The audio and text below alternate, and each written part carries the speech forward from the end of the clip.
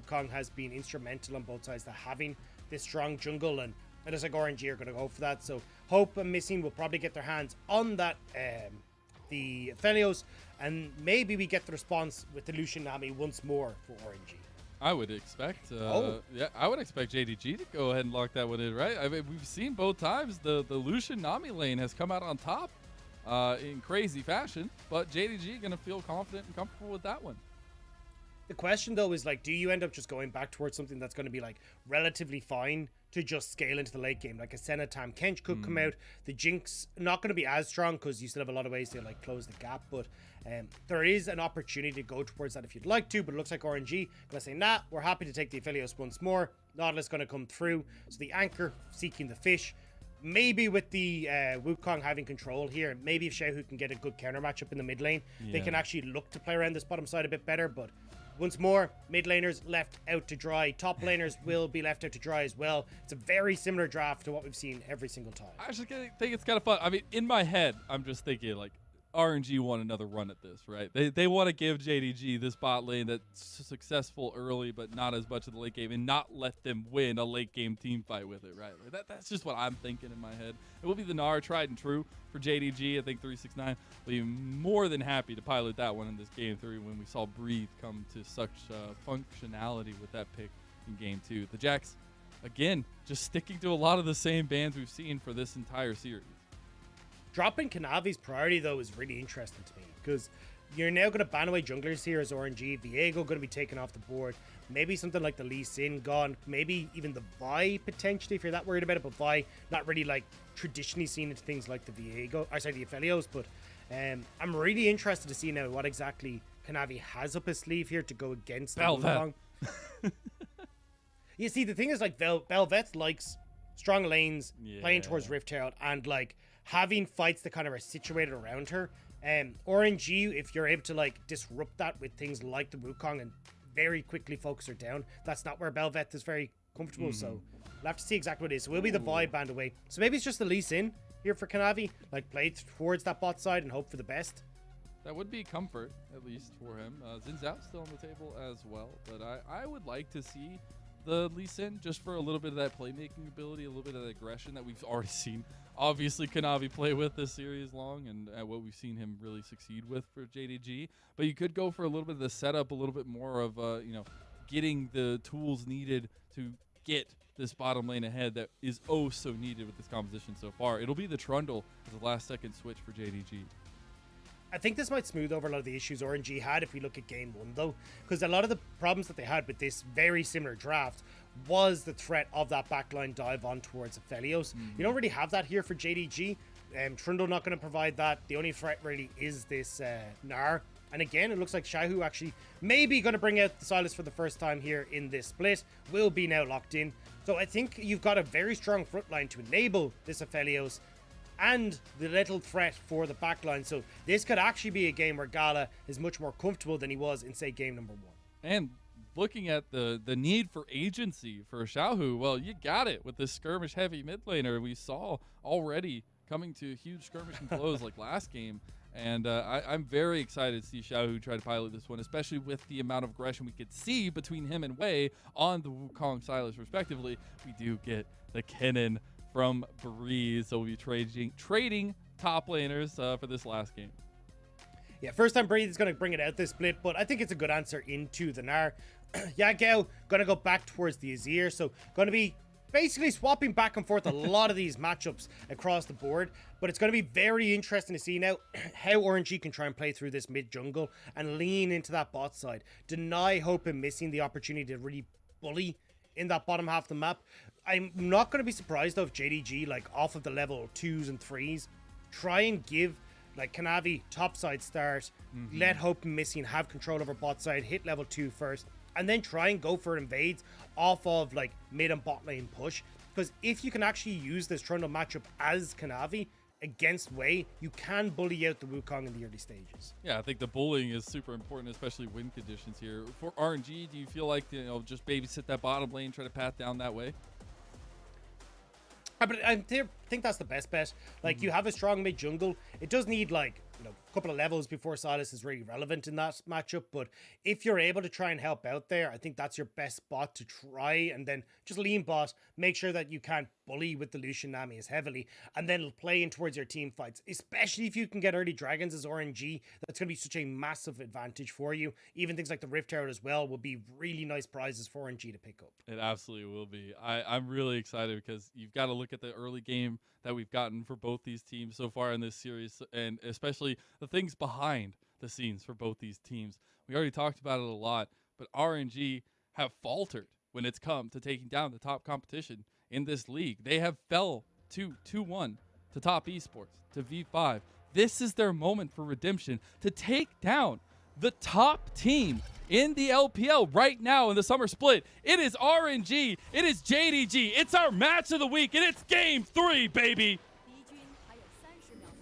I will have to see if RNG can take down that top team. If JDG can keep the streak alive at defeating every one of our top teams. I've only dropped a single series to FPX. RNG have kind of swapped sides here with taking the Aphelios across, taking the Sylas away, taking that Kennen in the top side. I mean, it's literally a swap apart from Kanavi taking the Trundle into the jungle. So we'll have to see now if RNG can pilot their way to victory over JDG in this one. And that's the thing for me. Does that Trundle make the difference in this third game? Is that what unlocks this composition for JDG in terms of finding the early conditions for them? Xiaohu going to play a little bit aggressively, trying to get that warding down as Yagao will spot him out, but nice cover from the rest of JDG. Again, though, it's that early aggression, it's the early pathing. Big spotlight. Kanavi, where will they try to get these leads? Where will they try to throw some eggs into their carries' baskets? Because you're looking at Xiaohu in the mid lane, that skirmishing, that mid-jungle duo, so important. Well, already, I mean, we talked about Kanavi having the opportunity to start top, move towards the bot side. Looking for this level 2 He didn't get Xiaohu. spotted. He didn't get hit by the ward there. The nice little toggle from the observers is huge, and now Xiaohu just has to walk the long way around. Kanavi's got level 2 here. He's got the speed at least to keep up with Xiaohu. Luckily, Xiaohu still on the Sylas, just has to take a nice leisurely stroll through the jungle.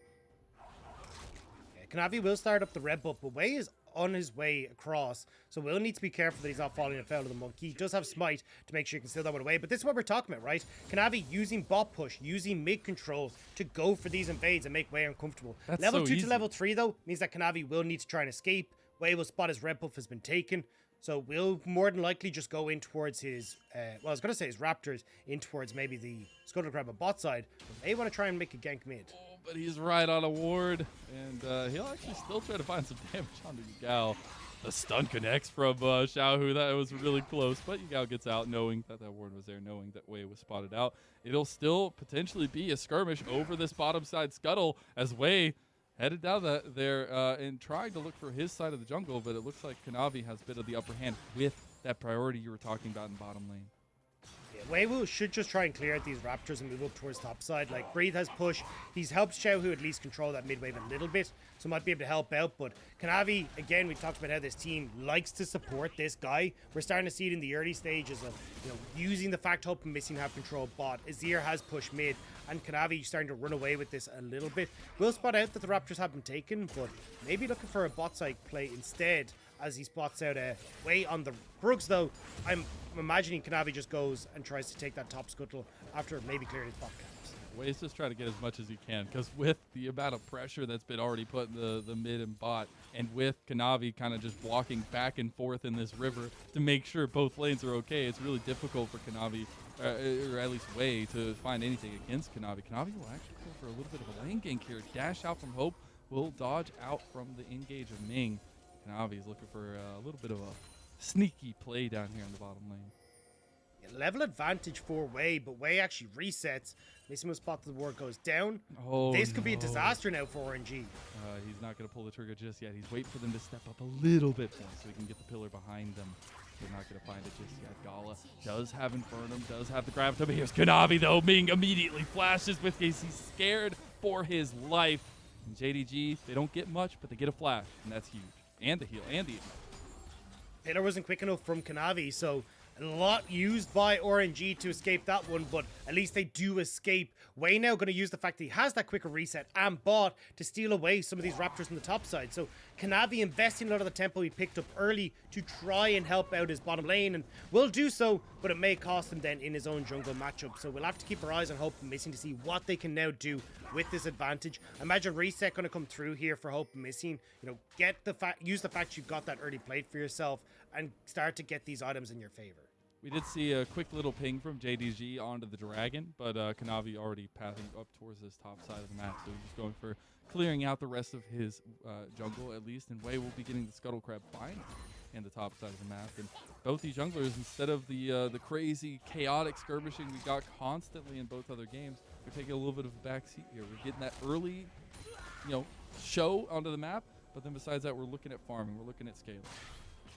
It means that Gala is willing to stay around for this last little bit of a wave, though, which he wasn't in the early stages. He will now reset, but with Cannon Wave here, Ming is moving towards mid, so I'm just a little bit nervous about Gala positioned here. Does have his flash, but a combo from Hope could cost him, but no mana on Hope now. Means that it opens up Ming to try and make some sort of play happen, but Xiaohu resetting the mid, nobody in the top side of the map as well. Ming won't really be able to do too much with the advantage he got in the quicker reset, apart from get some vision down. Some vision around the early dragon pit here could be nice, though, as he was just hovering around the mid lane, trying to look for the vision. Not going to put any down just yet, but actually going to transition across into mid lane here. So Kanavi just going back towards his top side. He did get the reset off. We now have Sheens for both of these junglers. A little bit more damage, a little bit more clear speed in that aspect. And now that Wei is clearing out the final parts of his bottom side, with Dragon on the table, I wonder if we do see a little bit of adaptation into the early Dragon focus here. I feel like that best bet is for JDG, just kind of leave it for the moment. Yeah, you're not really worried too much about a Cloud Dragon. You're more focused on, hey, look, let's try and focus on this Rift Herald play. So instead, I think Kanavi's going to clear back down towards the bot side and then try and force a play onto Hope and Missing after this bounce back of the wave in the bot side of the map.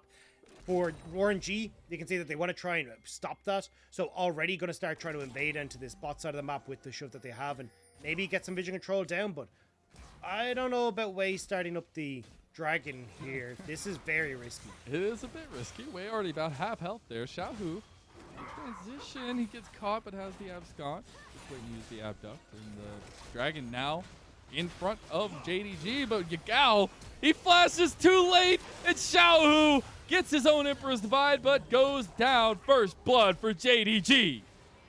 I mean, big mistake from RNG.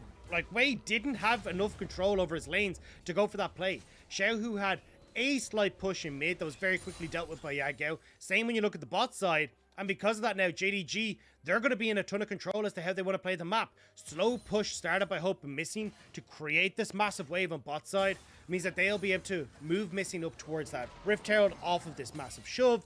You can't really try and answer back for the trade now as Gala and Ming, because Dragon is gone. You're going to be facing up against a big wave. It's all a bit of a mess. Even actually looking at it, the plate gone on that bot side with no one to pick up because no one was able to auto-attack the tower, though. Doesn't mean a pretty big wave was missed by Hoping and Missing. Yeah, that'll be a nice little, I guess, bargaining chip for JDG's bottom lane. But I still think the plate gone, that's some gold to Gala that's missing. It feels a little bit bad. I think RNG themselves looking up towards top lane, it looks like they're trying to get this combo of Xiaohu and Wei on the board with the skirmishing. But meanwhile, JDG knows exactly where they want to focus, and it's all bot lane. They have a feeling, though, that JDG are here, so they're starting up the Rift Herald. So counterplay from RNG is made, and Gala and Ming are just going to try and back away. They tried, but that's a lot of damage back, and the flash is already burned by Ming. Luckily, Gala doesn't have to burn his, but it'll be some plates to Hope and Missing and Kanavi. And I think they're trying to, JDG are trying to force RNG to use this Rift Herald away from the bot lane. If Gala's not getting the kills, but then the main source of damage for RNG isn't quite here. But you still have to be careful. Like, Xiaohu with an advantage is going to be a massive threat, especially for people like Hope, if you can steal away the Gnar ultimate, the Emperor's Divide, even the tidal wave. Breathe as well. We all know what a Kennen can do in these big team fights with that ultimate if he has a lead. Once that exhaust from Missing doesn't connect, he can take over. At the end of all things, first dragon goes to JDG as they make a play onto it. Gets a full reset off on the bottom side of the map, but I want to check back into where we look next for RNG, right? They have the Rift Herald here. We started seeing Xiaohu moving out of the mid lane to try to connect with Wei. Do you see them just kind of funneling this towards Gala and Ming? Do you see maybe Breathe getting some of the resources at this point? I think their best bet is to try and use it to Gala. Even though they didn't get the turret plate bot, there's still a turret plate gone on that bot lane turret. And also the fact that Gala and Ming are going to be your main source of damage is going to be great. My biggest issue is trying to see how you make that happen. Because you'd need to try and make a gank in mid as way, unlock Xiaohu, lean him into bot side, and especially when, I mean, Kanavi's in a good spot, missing you already see roaming around the map, it becomes a lot more difficult to make that play happen, which is why it looks like Ming is going to try and help out Wei in having that sort of control. Like, both jungle support in river means you've got to play it safe as Yagao, and that'll let Xiaohu push out. I will say, though, I've really appreciated JDG's vision game here. The where they have set up the wards every time, it's stopping the full-on transition from the mid gank into the bottom lane and try to collapse on them. And it's been really nice to see because they know when to back off. They know when to pull off. And Kanavi, right on the hover every time, just make sure that if something does happen, they can pull a play of their own right afterwards. Yeah, I mean, Yagao had the push coming back in the mid, so he would have been able to join in for a 4v4 on the bot side. So it looks like, as you say, like Kanavi just making sure to mirror whatever Wei is doing and prevent him from being able to use the Rift Herald. You've only got half the timer left on this Rift Herald as well, so they really need to make something happen. It looks like it's just going to be brute force the bot lane off the reset from Kanavi, and also as Wei is coming back out of base. Yeah, Wei will actually go down to the spot lane, so I would expect the Rift Herald to be utilized down here. They're actually getting backs off here as well as Kanavi transitioning towards the top side of the map. Will be nobody here to defend for a little while, and this could be some nice plays for Gala and Ming. Just gotta get the wave pushing a little bit. Top lane though, we get the 1v1. Gnar from 369 will be used. They wanted to get Breathe away from him because that was about to end real bad. RNG though, still getting the advantage. Like the fact that Xiaohu again has been able to get control over mid and then let RNG lean bot is going to be fantastic. Xiaohu lean top though, which means that it's actually Yagao moving bot. He's back again. Kanavi's back in the bot lane. I don't know how the rest of the song goes, but Kanavi wants to make the song go bottom lane. Yeah. This is bad. This is bad. But this is the problem, right? JDG, they try to make the pillar come in, but Kanavi doesn't actually manage to connect with it. So they don't have Yagao in position to quite follow up. Missing is still trying to play keep up as well. So now RNG get the plates, they back away, and you've still got control over the map for the moment. But Xiaohu has reset. Yagao he wanted it. Looks for Wei. He was about to deliver him to a missing hope, and Kanavi doesn't find it though, as Wei will get back into his jungle farming. It's the very different starting of the game in this game 3 that we're getting. It is 1 kill at 13 minutes. It is a lot more reservation coming through for both of these teams, respecting their opponent in the culmination of this match of the week. It's honestly impressive to watch, but it's also at any moment something could just explode. I think for JDG, they were hoping that that explosion would be on the bottom side. They have been able to get Hope and missing some of these turret plates, and Hope and missing still playing very aggressive, but it's not the big advantage that JDG were really hoping for on the spot side. And I think shout out to Wei, shout out to Gala and Ming for being able to control that one.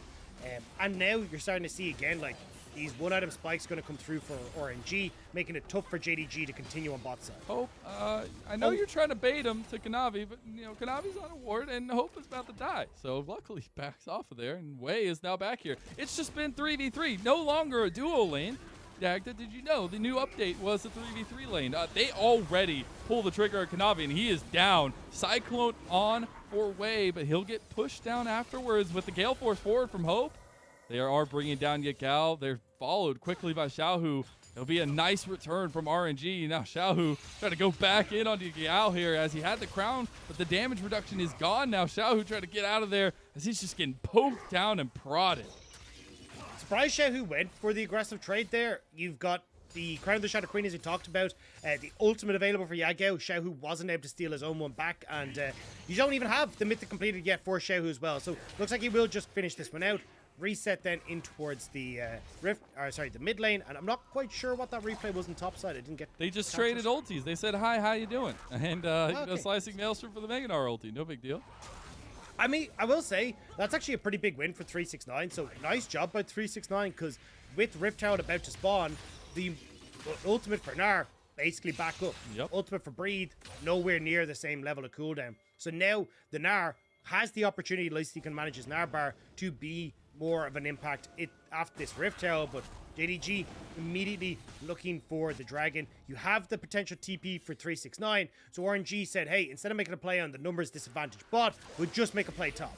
Gnar ulti into the wall, 369, only a mini Gnar has the flash to get out under the tower.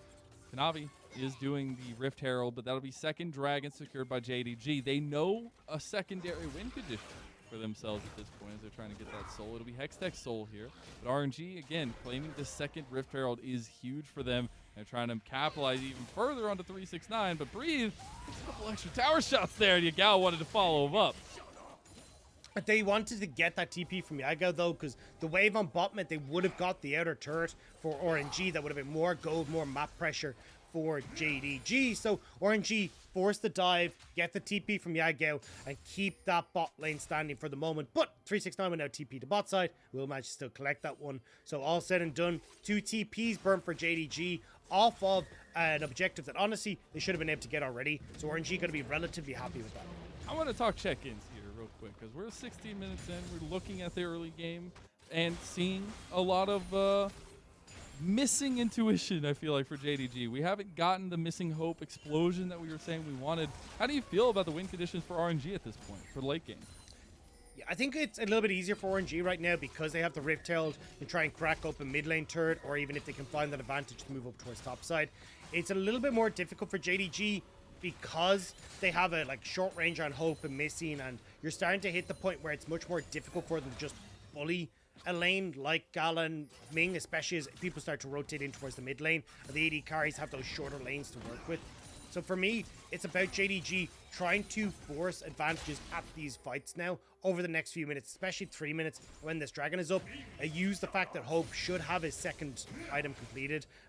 Gale Force, the damage from missing, can do a lot here if they're able to. We'll have to see if those win conditions continue to pan out, if RNG can make it work. But 369 finding a flank on the Breathe here. He won't have Gnar just yet, but he'll be stacking it up. Kanavi actually makes it here first. Wei was here in the first place, but Breathe flash over the wall is going to be huge. Goes over to missing, though, dodges out with the Hextech Proto Belt over the bubble, and now it's Wei going in the Cyclone onto Kanavi. This is chaos, and this is what we've seen all game. 17.5 minutes. Not much blood, but it is skirmishing. It is testing the waters. It is just fisticuffs. But it's distraction play, right? JDG are making this play buck because they're like, hey, we either get Breathe or we get the attention of RNG. And that attention means that Yagao is free to get that turn on the top side. So again, JDG winning out on the map, making these small little plays. So you can see RNG kind of struggling to get their footing to turn these plays around because JDG are just backing away nice and quick. So now there's only that mid lane turret remaining. 369 can push in boss. You can have Yagao pushing top, and then the opportunity to always keep control over these jungle areas, or even just keep control over RNG's access to river. It's denying access. It's denying a lot of map mobility around the, and especially it feels like, you know, RNG haven't really been able to pull the team fight comp all together, right? It's been a lot of skirmishing here or there. Somebody's not always there. You're looking again like we wanted to see with the last time we saw the Kennen last game. We're trying to see the big flanks, the big setups go through and the execution be there, but so far not so good. Oh, for RNG. He has TP. He's gonna make it out, right? Yeah, he's out of there. He's long gone. So TPing back into mid.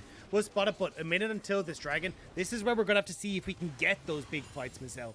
And that's why I think it's important for JDG to try and have control of river so they can spot flanks from RNG. But RNG gonna brute force their way through mid tower with this Rift Herald.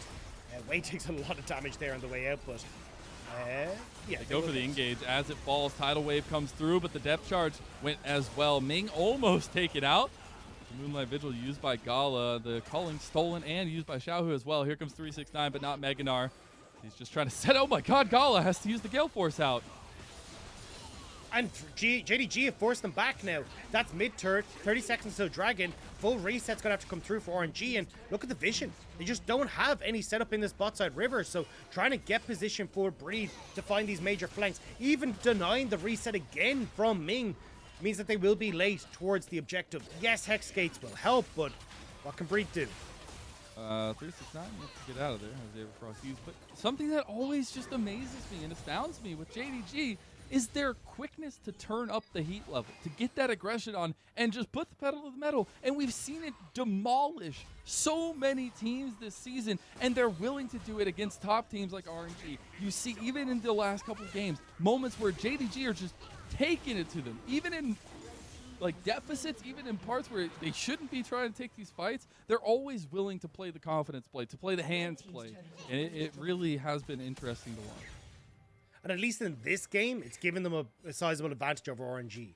Like, willing to take that mid lane fight meant that you had to back away as Gala, back away as Ming. Now no contest comes through for third Dragon, and JDG are on Soul. No dragons to RNG's name means that now JDG are like, cool, we have a phenomenally strong Baron take. You try and go towards Dragon, we will turn and fight, because we can actually get that with Yagao, missing 369 coming in on a flank, or we will just take Baron. Now Wei spotted, or did not spot by Kanavi, but now will. Gnar stolen by Xiaohu as well. They'll TP for JDG, but that's Gnar ulti into the wall. Wei goes in with the Cyclone as well. Yagao's finally here, but Breathe comes in just at the nick of time. Maelstrom goes a bit wide after that Emperor's Divide. Wei goes right back in. Ming is trying to Spider-Man his way to the fight, but it's too late. Yagao already got one of the kills, and RNG, they're in some trouble here. JDG know when to pull it forward, but there you go. Gala over the wall. He can't do it. The bubble from missing. It shuts him down. And a huge play for JDG. RNG are done. That exhaust from missing was so clutch. Now JDG find the victory, and pings immediately go over towards the Baron. JDG, with that play, have cracked open RNG. Cracked open like an oyster on a beautiful Saturday afternoon. It is incredible the way they decisively pick at RNG and then find those picks. This was RNG setting this up, and then JDG with the commit, the TP into the fight, the huge separation. Individual plays here are crucial. Yagao with the reset on the potential ultimate from Breathe was important. Wei going that bit too far forward. And then here, watch Gala. This is actually a great hero play from Gala, but watch the immediate exhaust. Doesn't get the damage up before the Inferno Bolt actually pops. The exhaust is there. So Gala's damage completely neutralized by missing. And from that point forward, Hope's got speed ups. He's got the Gale Force. He's got everything he needs to shut down RNG. And at this point, RNG is reeling. Have JDG back onto the map now. Ulti's available. Breathe actually on the side here with the flank, with slicing Maelstrom. Can they catch out Yagao? But he has the crown. Spotted.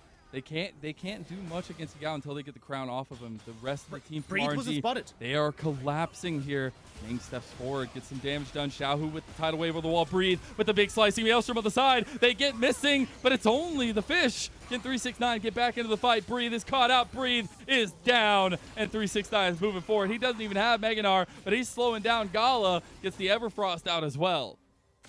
That was just so well backed off of by JDG. Don't get caught out, missing the only one that gets separated. And despite the fact that it looked like Xiaohu and Breathe had a fantastic flank, JDG managed to disentangle themselves and move away from it. RNG lose more, and again these plays all the time being thwarted. You'll see it here in the replay. Like, Breathe doesn't get spotted. It was like the perfect spot for him to be in, but it doesn't matter. It's just not enough there for RNG.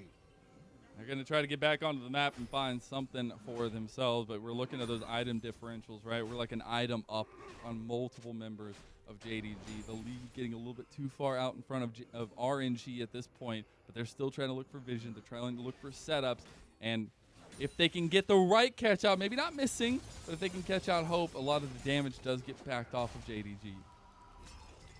Yeah, you need to get these early resets for RNG and establish yourself in River. For Dragon that's in a minute's time.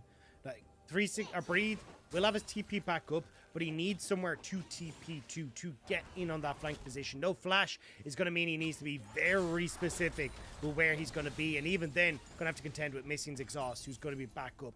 Gala, only having 2 items, is not going to be as strong as Hope at this stage of the game, whereas when you look across at Yagao, he's late game. 3 items already completed on Yagao because of the 5 kills, and this has been one of Yagao's best picks over the course of his career. The Azir has been such an important pick for JDG for so long, and we're getting to see it once more for Yagao. It's actually turning up so huge. He's also got the Shadow Flame now for the tankiness that we're starting to see build up on RNG. But JDG, they say you can get your first dragon of the game. We'll take more towers here. We'll take an inhib if you let us. And RNG realize they're a bit split, right? You're watching Xiaohu and Ming try to set up something, but they gotta commit to the dragon at this point. They're just gonna lose the inhib. And that's what we're talking about. You get to make plays like this as JDG because no dragons have been gained by RNG. Base is cracked. And you know what's on that top side of the map, Mazel? It's a bloody Baron because JDG are immediately going to be able to get control over that area as well as they stop off to take this tier 2. Great understanding of how they can punish RNG in the map. They punish so heavily as well. Don't think they'll go for the Baron at this point, but they'll take all the rewards on their way out. And a lot of gold, a lot of pressure given to JDG. Okay, never mind, I take my words back. They just started up because they can. I mean, you've got no vision here as RNG, no flank opportunities. 369 is pushing mid, so honestly, he's the one that you're going to be worried about as a flank if you're RNG. Ming goes in, though. He does. They got the big tidal wave, though. Way is into the pit. They find Kanavi. Kanavi's dead. The Baron's still low. Big Hope is not going to be enough hope, but 369, Gnar into the wall. He's all by himself, and RNG, they'll finally find a fight. They'll find the Baron, and don't call it a comeback. JDG lose the fight. They lose the Baron, and they tried to bite off 2 more than they can chew. Top stop was the problem before the Baron, and RNG come back. We'll catch it here in the replay. 369 in Mininar means that he doesn't really have the tools that he needs. Way flashing over with the Infernum coming through here alongside Xiaohu with that. The ultimate from Breed with the ultimate from Xiaohu murders Yagao on the back line, so his damage isn't relevant. And 369 just that little bit too late, not able to finish off the super low health bars. And just the aggression onto Kanavi to keep him out. He even flashes to get to the other side of Baron, but dies anyways, just trying to stay alive. And that was greed coming out from JDG. I even said, I was like, I don't know if they go over the Baron. It was a little bit behind the play, but they went for it. And these are the kinds of mistakes that we do see JDG make, but usually it's in game 1 or game 2, not in a pivotal game 3. And that's the thing now, is that you're giving much needed gold over to RNGs. You can see up 3.5k off that Baron play already. Gold going into Gala to get to an IE. Xiaohu now on 3 items. Breathe close to a rabbit on death cap. And if he finishes that, his threat in fights is going to be astronomical, especially when he just won that fight without needing the flash. Now the Rabadons and flash are available. You have to be incredibly careful as JDG. If Missing doesn't have exhaust, Breathe can win a fight solo. And that's all about the setup. That's what we're talking about so much for RNGs. They still have tools. They still have late game carry. They still have Gala, the pentakill king at this point.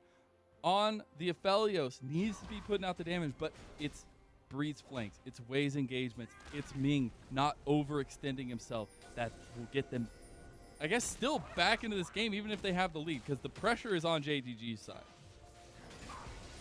Well, JDG, at least even though the Baron is up, will still have control over the map, and that's where for the moment RNG are struggling. That mid inhibitor is still down. The spot lane will be dealt with by RNG, but JDG still in a good spot. Gold has even up, but it's just with the advantages that this mid lane is able to garner on the map for JDG. It will continue to push forward.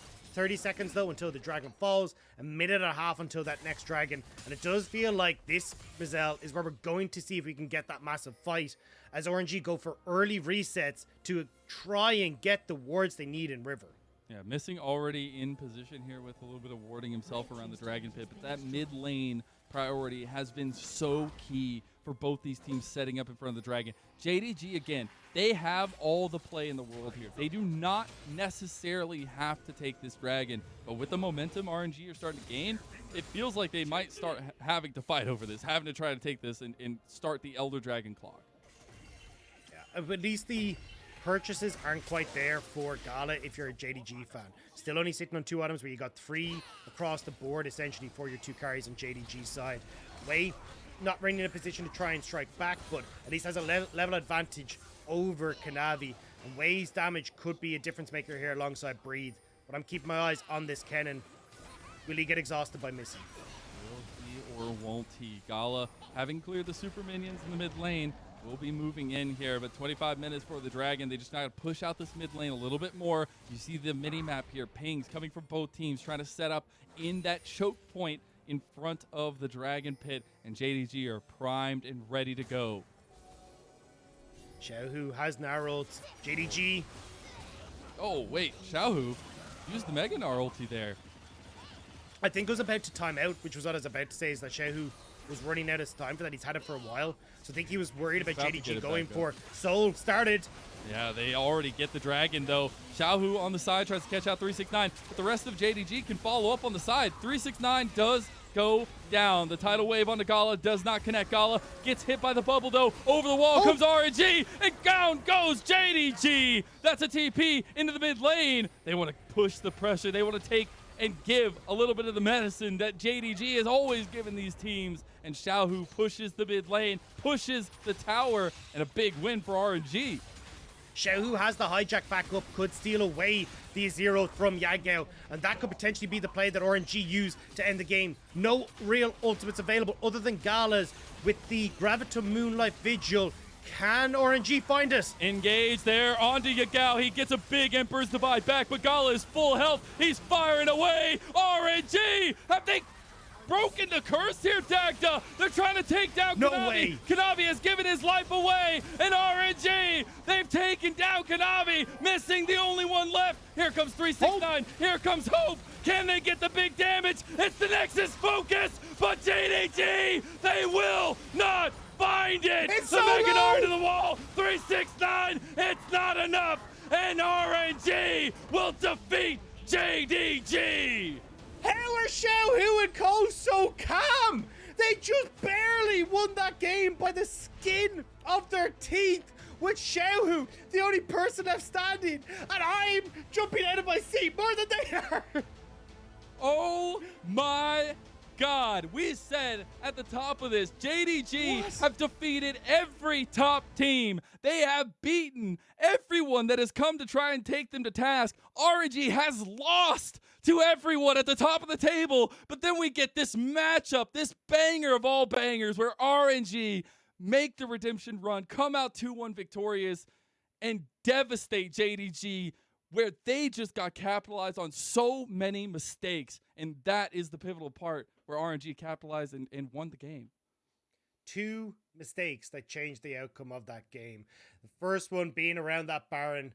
The second one at that next Dragon as well. Hope going that bit too far forward, trying to get the pick onto Gala, opening up massively then for RNG to capitalize on that. And the confidence as well from RNG to just go, right, we end the game. Like, we just go for it. They find the picks, they find the plays, and Xiaohu as well. 50% HP. The last person left standing, and they managed to kill the Nexus. That is a banger of a match of the week. What a series.